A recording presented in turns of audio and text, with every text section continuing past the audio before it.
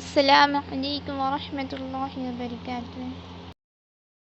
والعاقبۃ للمتقین والصلاة والسلام علی سید الانبیاء والمرسلین وعلی آلہ واصحابہ الطیبین الطاہرین، اما بعد فاعوذ باللہ من الشیطان الرجیم، بسم اللہ الرحمن الرحیم۔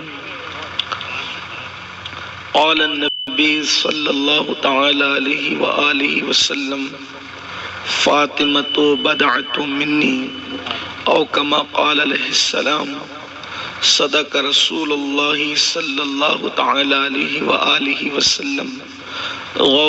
ہم غریبوں کے غم گسار، ہم فقیروں کی ثروت، شہر یار ارم، تاجدار حرم، نو بہار شفاعت، شب اسرا کی دولہا، نوشے بزم جنت، دانائے سبل، مولائے کل ختم الرسل، خسرو خوباں، سیاح لامکاں، وجہ کن فکاں، در اللہ المکنون، سر اللہ المخزون، عالم ما کانا وما یکون، آب و گل انبیاء، جانو دل اصفیاء، مطلع ہر سعادت، مقطع ہر سیادت، خلاصہ کائنات، فخر موجودات، حضور احمد مجتبی محمد مصطفیٰ، ارواحنا فدا صلی اللہ تعالی علیہ وآلہ وصحبہ وبارک وسلم کی بارگاہ بے کس پناہ میں جس طریقے سے پڑھاؤں، بلند آواز سے میرے ساتھ مل کر پڑھیں۔ الصلاۃ والسلام علیک یا رسول اللہ، الصلاۃ والسلام علیک یا نبی اللہ، الصلاۃ والسلام علیک یا حبیب اللہ، وعلی آلک واصحابک یا نور اللہ، صلی اللہ تعالی علیہ وسلم۔ جس کا آنچل نہ دیکھا مہو مہر نے، جس کا آنچل نہ دیکھا مہو مہر نے، اس ردائے نزاہت پہ لاکھوں سلام۔ سیدہ ظاہرہ طیبہ طاہرہ، سیدہ ظاہرہ طیبہ طاہرہ، جان احمد کی راحت پہ لاکھوں سلام۔ آج کی یہ محفل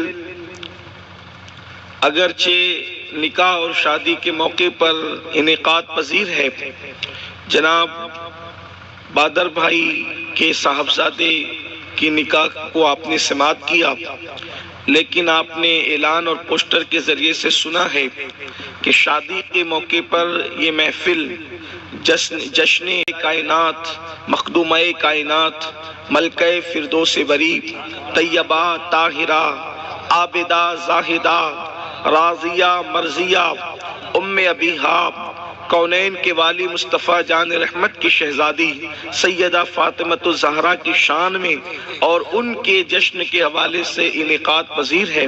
میں مبارکباد پیش کرتا ہوں۔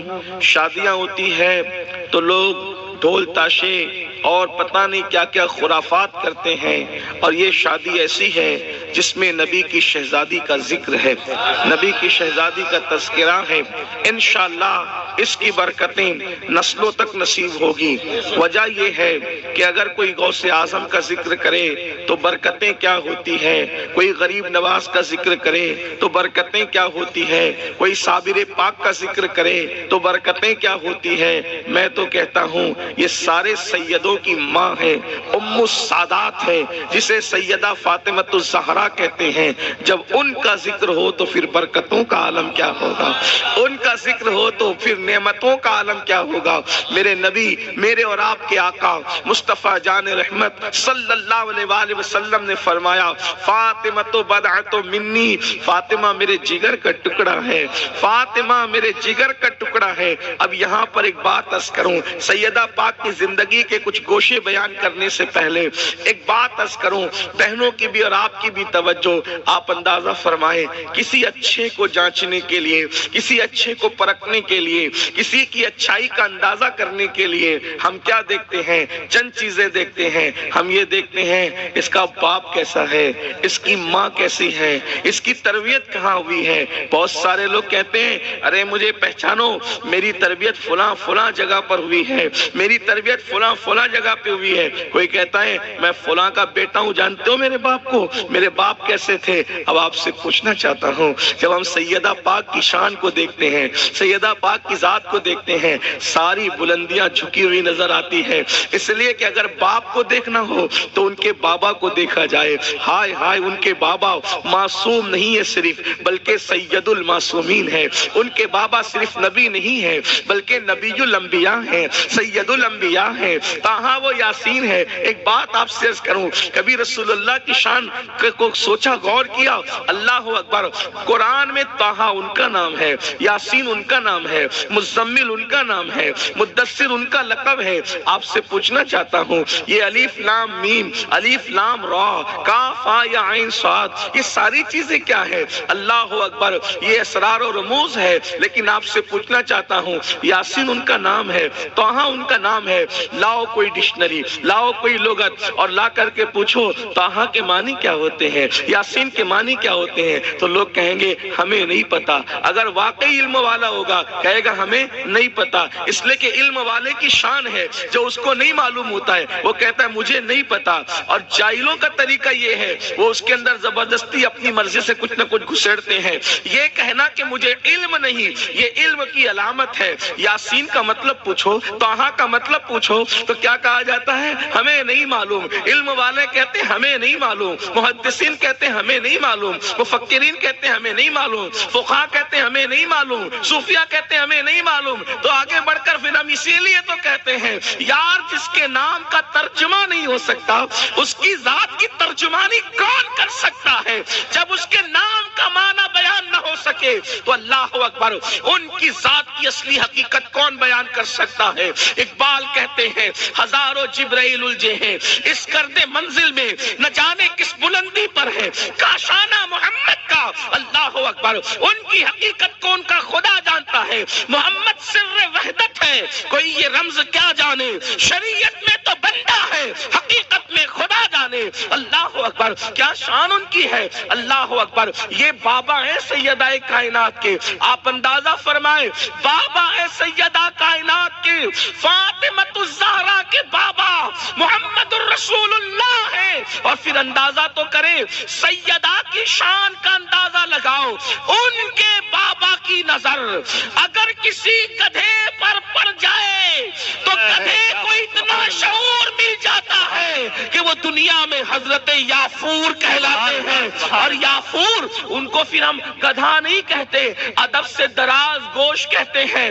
لوگ کسی کی بے عزتی کرنی ہو تو اس کو کہتے ہیں گدھا ہے کیا تو، یعنی بیوقوفی کی انتہا کو لوگ گویا کہ عرف میں گدھا کہتے ہیں۔